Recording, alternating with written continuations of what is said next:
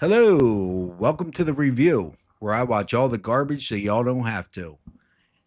Up first in today's videos is Talking Head from CNN. She's talking about the last government shutdown during Trump's first term.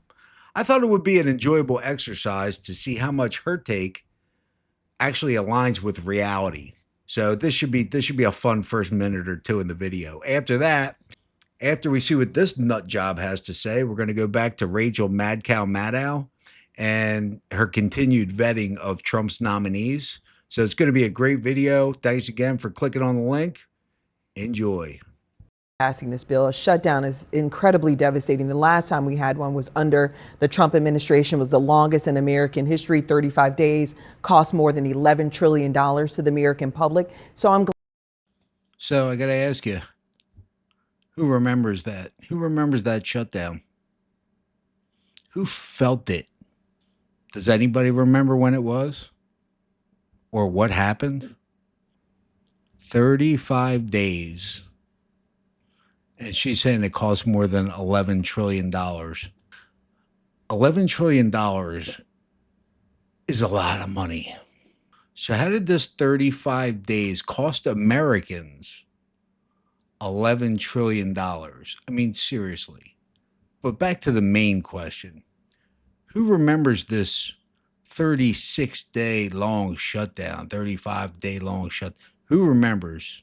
Because I sure as hell don't. Now, I'm willing to bet there were some people that work in government that weren't working. They probably didn't like it a whole lot. But I got to tell you, if they're non-essential and we could shut their job down for 35 days without affecting the way the country runs, which we did, who gives a shit? Shut it down again. Keep it shut down. When the government shuts down, the only thing that shuts down is non-essential government functions. All the essential stuff continues running. Law enforcement, Social Security checks are still getting mailed. Everything essential continues running just like normal. But either way, the big question is, who remembers the government shutdown from the last time Trump was in office for 35 days and how terrible it was? I don't remember it. I remember that COVID crap where I couldn't get toilet paper. I remember that. But I don't remember a government shutdown hurting me for 35 days. Not at all. Everything was business as usual. Okay, next up is Rachel Maddow and one of her stupid public service announcements.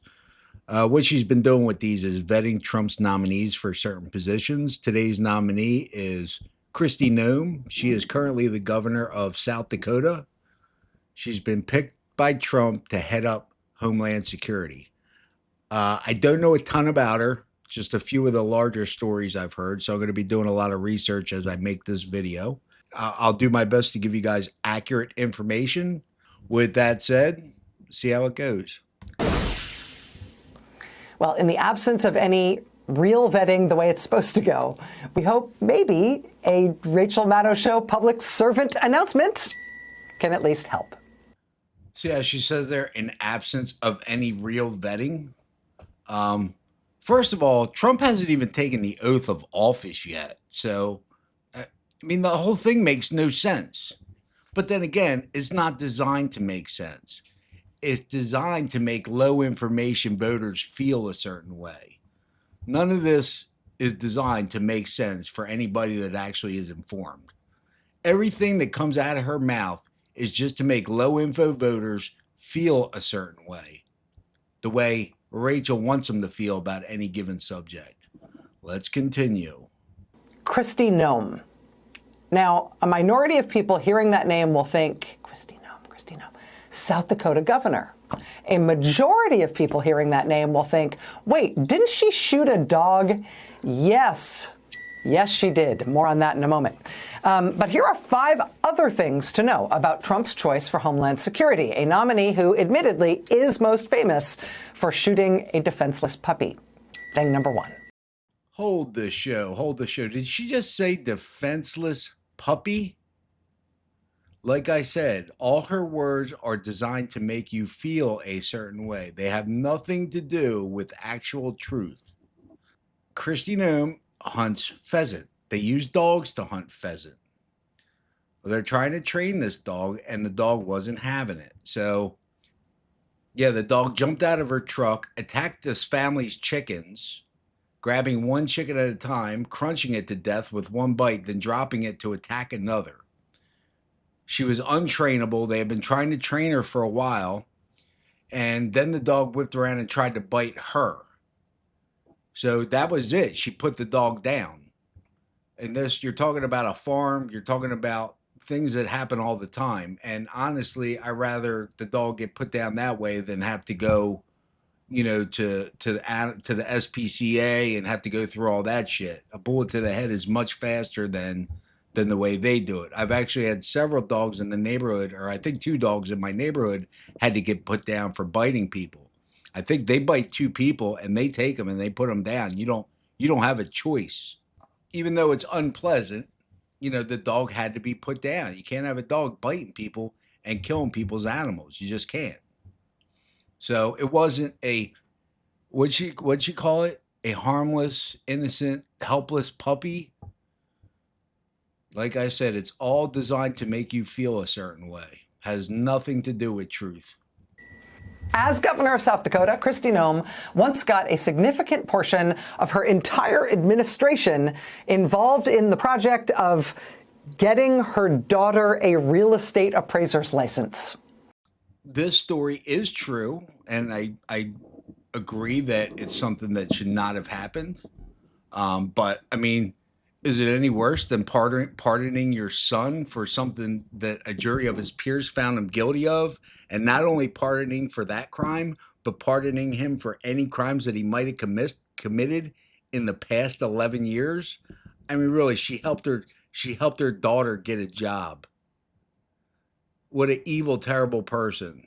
But, I mean, that doesn't even compare to what Biden has done for his son, does it? Maddow is actually bringing this up, that she helped her daughter with a licensing issue, which she shouldn't have done, I agree. But I mean, really, this is what all people in power do. They help themselves and their families. I would say this is pretty minor compared to a lot of the stuff I hear about most politicians. Under Kristi Noem's leadership, South Dakota achieved this distinction in its management of the COVID crisis. Headline, quote, "As bad as it gets anywhere in the world." As meatpacking plants in her home state were host to some of the largest single outbreaks of COVID anywhere in the world, Governor Kristi Noem insisted that it was just a coincidence that more than 1,000 infected people all worked in the same meat plant. She insisted that no new rules, no new procedures were needed. I actually quite enjoy this one. All right, I'll let her finish. To keep people safe. Kristi Noem had South Dakota host nearly 500,000 people for the Sturgis motorcycle rally in 2020 and hundreds of thousands more people the following month at the South Dakota State Fair. By the month after that, South Dakota had one of the worst COVID infection rates in the whole world, and its hospitals were rationing care to try to save their sickest patients. Under Kristi Noem's leadership, South Dakota sunk to the worst per capita COVID death rate in the United States. And okay, that's enough of that. Let's get rid of her here. Let's bring up the COVID. I think I have to go through. Yeah, got it right here. As a matter of fact. So this is the United States coronavirus cases. I have this. Let's go by deaths. Deaths by 1 million, so deaths per million people. And let's see where South Dakota falls, shall we? Let's see. There's North Dakota, South Dakota. There it is, right there. Number 26. So it's actually did better than the national average. So what Kristi Noem did here was let her people decide how to protect themselves or not. She let freedom reign in her state, and she ended up being 26th in the deaths per capita in her state. Just terrible, terrible person. God, I hate ads. Let's see. Let's get rid of this. Let's go on. You know what? You guys should really use the Brave browser. It's so much better. You get no ads.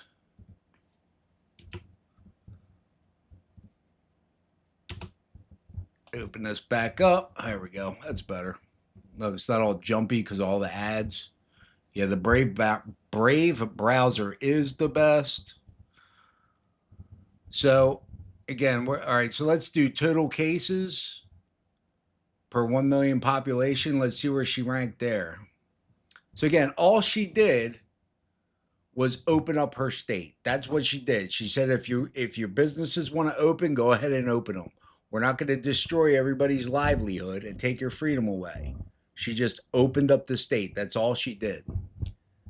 So this is the cases, total cases per 1 million, 1 million people. And where is South Dakota's number 33 in total cases per million people? So far from where Rachel Maddow is putting her to be. I mean, it's just ridiculous. The lies that these people spit without even batting an eye. I mean, she does it without even batting an eye. And she knows she's lying. She knows she's lying. Like I said, this is all designed to make uninformed voters feel a certain way. When you hear this, you think Kristi Noem is an idiot. And that's what they want you to think, that she's an idiot. But as far as I could tell, her opening up the state didn't put her any worse off than any other states. Kristi Noem also wrote this, quote, "I remember when I met with the North Korean dictator, Kim Jong-un. I'm sure..." This is also true. This is in her book. It should not have been. And I totally call her out for this. Kristi Noem should not have let the book release with this in it. I'm not defending her, but she didn't write the book. A ghostwriter wrote the book. And they gave her a list of people that she had met. And somehow Un's name was on there. Doesn't excuse it. As far as I'm concerned, it doesn't excuse it. First of all, write your own damn book. And second of all, read your damn book before it gets released to the public. So this one here is on her, as far as I'm concerned. On Kristi Noem, I mean. Spring of 2024, just a few weeks before the I'm a Puppy Killer book came out, Kristi Noem did something strange involving a Texas dentist. As the sitting governor of a real U.S. state, Governor Noem posted on all her social media accounts a big, long infomercial about her fantastic experience with a particular cosmetic dentist in Texas. It was nearly 5 minutes of the governor speaking straight to camera about this particular dentist and how great this... Okay, now this is just weird. Who cares? Who gives a shit if she made an infomercial for a dentist she likes? I mean, this is dumb. Now, apparently, she also did take a flight down there that the state paid for, and she had to pay that back because the flight she took to the dentist was with a state airplane, and you're not allowed to do that. So she did have to pay that money back, which is not cool. But again, we all know that they all do it, all of them. But doesn't excuse it. But if this is what you have, she made an infomercial for a dentist. If this is what you have against her, I think she ought to get approved right now. She ought to be approved for the position right now. At least one lawsuit was filed against Governor Noem for not disclosing whether she was a paid endorser for this Texas dentist. But again, this all happened while she... Notice how, see, this is what they do, again, for low information voters. Notice how she doesn't give you the results of the lawsuit, only that she was sued. You see how they do that? That's how they do it. They omit information to make you feel a certain way. My guess is the suit went nowhere, because if the suit had gone anywhere, you're damn right Rachel Maddow would be telling us about it. And finally, thing number 5, about the dog. The thing to know about the dog is that there's also a goat. In her most recent... Okay, we don't even have to get into this. I already discussed it. The helpless puppy was aggressive. It was killing animals. It tried to bite her. She put it down. The goat had to be put down. She lived on a farm. This is the kind of stuff you have to do on a farm. Where does Rachel Maddow think all the meat comes from that we eat? It comes from animals that get put down on farms. So this is another ridiculous one. Like I said, with all this ridiculousness coming out of Rachel Madcow's mouth, I think we ought to approve this girl today, even though Trump's not in office yet. So that's all we got today, y'all. Thanks for watching the video. I really appreciate it. Thanks for watching, everybody. Cheers.